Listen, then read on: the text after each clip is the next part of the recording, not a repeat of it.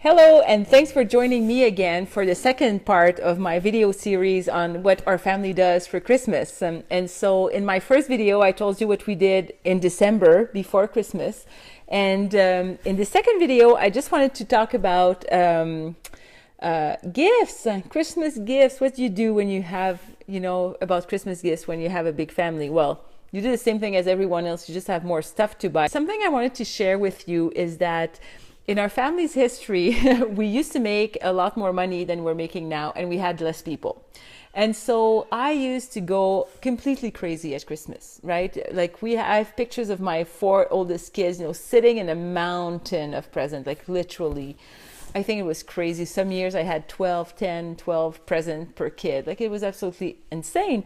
And as parents, we always want Christmas to be magical, right? We're all caught up in that sort of, even if we don't want it to be commercial, it's sort of that we still want Christmas to be magical for our children. And so what I found over the years is that having to go from this to that has been a real exercise in humility. A lot of people really like this little gift buying guide, like one thing to read, one thing to wear, one thing you want and one thing you need.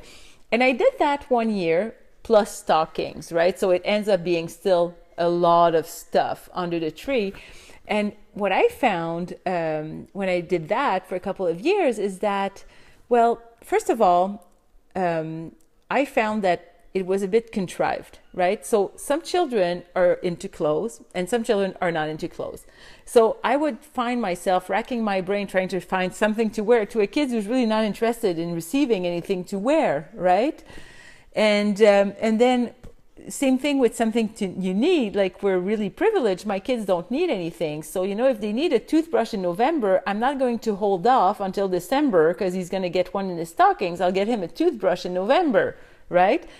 And so what I found is that instead of buying things that my children actually needed in December, I would sort of forecast their needs, which is okay. But the problem is that cash flow, people, it's a real thing, right?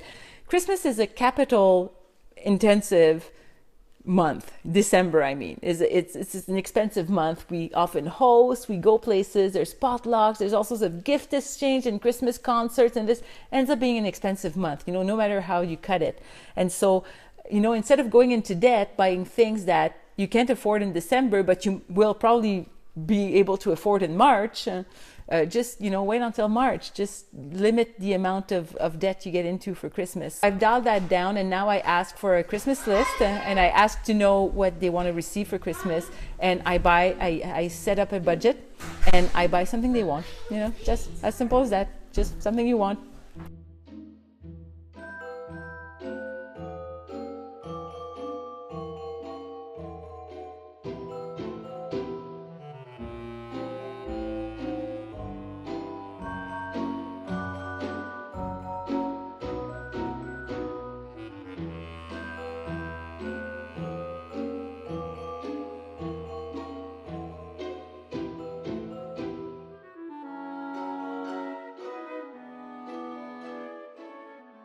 That's how we buy our Christmas gifts. And we're trying to go from, we're trying to keep it to a strict budget. So it means that some of the teenagers will get one gift, because their gifts are more expensive, or two gifts.